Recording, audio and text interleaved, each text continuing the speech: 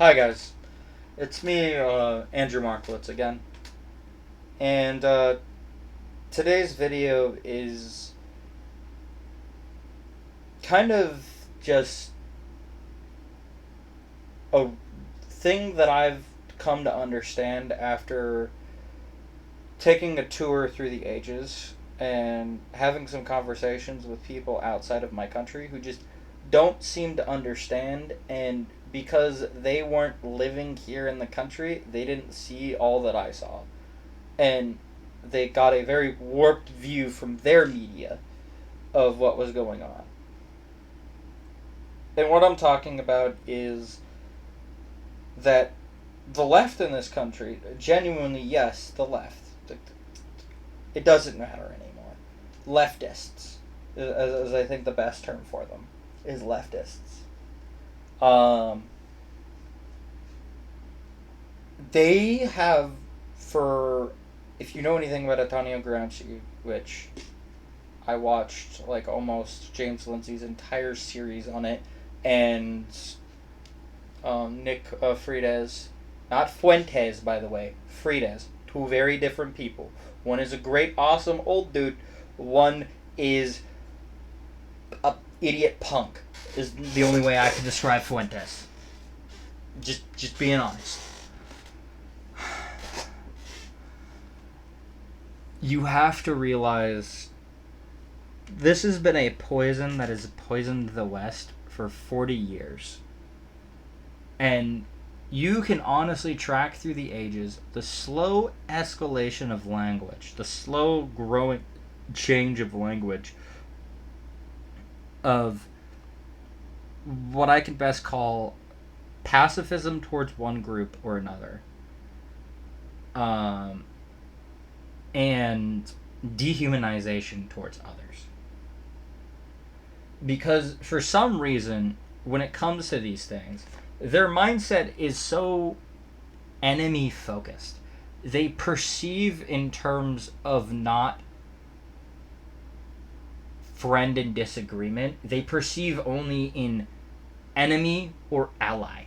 They do not perceive in any other terms, and they only call you ally, not friend. A friend is very much different than an ally. Let's get that clear. A friend is very much different than an ally. They perceive in terms of enemies and allies. Them against the world and who they can ally with for the time being, fully willing to throw them to the wolves, fully willing to just publicly execute them themselves when their time is done, when they have no use for them. You can track this slowly, I would say, starting from the early 90s, honestly. At least the humanizing language. And then you can easily start tracking the dehumanizing language at the start of Bush's run right before 2001.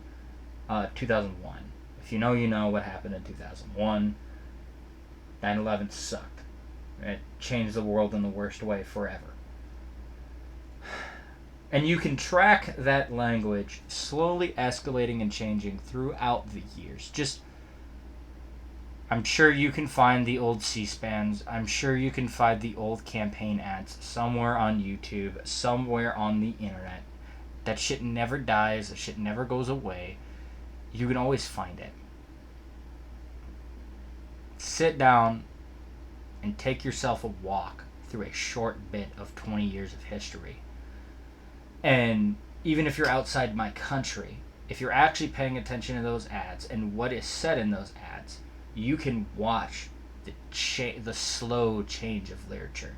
It seems like, to a lot of people, like a switch was just magically turned when Obama, in his second term, really came into office and started doing some crazy shit. No. It's been a slow burn on that wick. And it's just now exploded into the chain of firecrackers, and that chain of firecrackers is leading into a big bomb, into a big pile of dynamite. And they're happily running towards the dynamite. And one side is doing its best to stomp it out and not wanting to set off the dynamite and have to do what it might have to do. And a lot of people don't realize that. And so I think at a time like this, it's more important ever to ground yourself in faith and to try and find what I need to do right now for myself, for example, is I need to find a verse that, like, how to be guided in this situation. And the only one that I can think of is that first one that I had pulled up way back when. Which is Romans 5:10. I'll see if I can get it to change over to this. Hold on.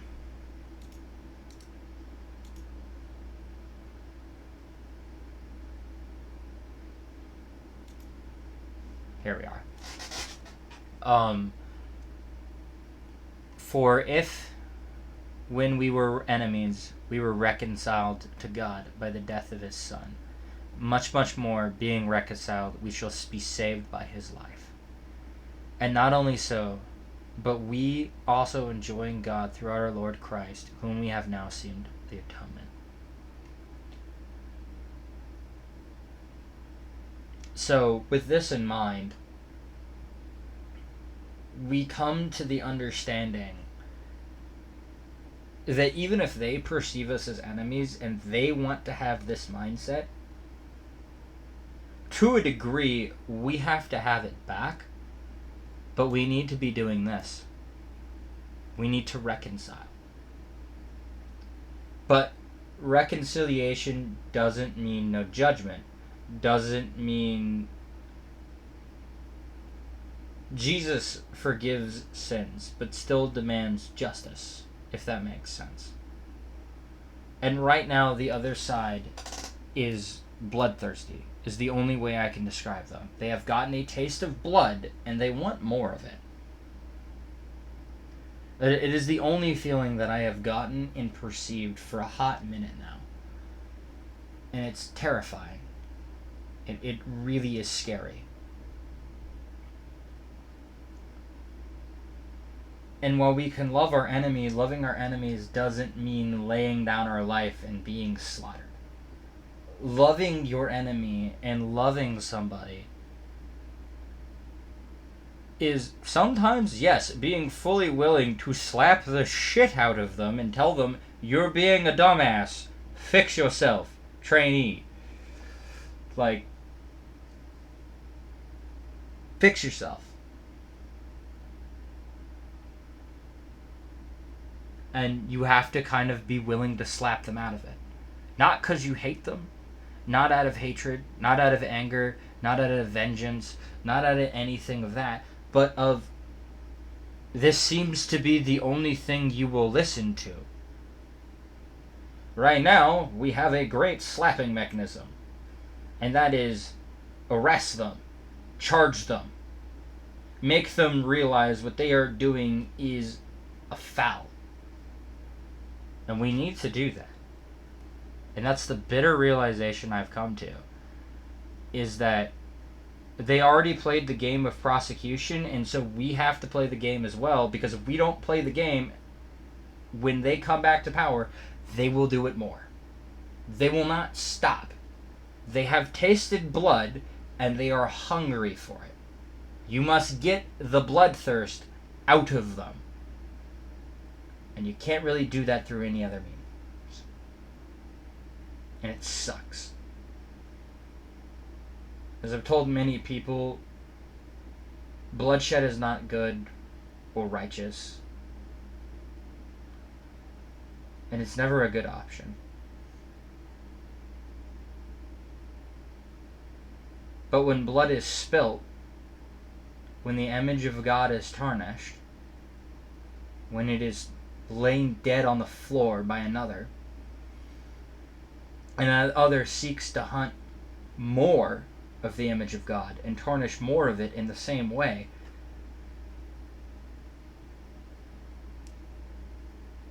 how are you not desecrating and insulting the victims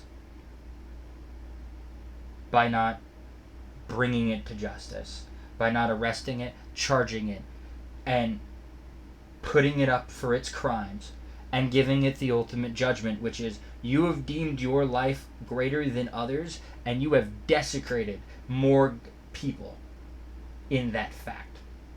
So therein, I give you the death penalty. Now, I'm not saying the people who are just using the radical language deserve the death penalty. Far from it. They deserve a long time in prison.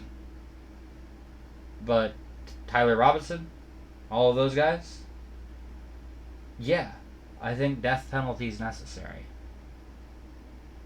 I don't know, guys. I just wanted to get some thoughts out today. Catch you all later. Remember to like, sub, subscribe.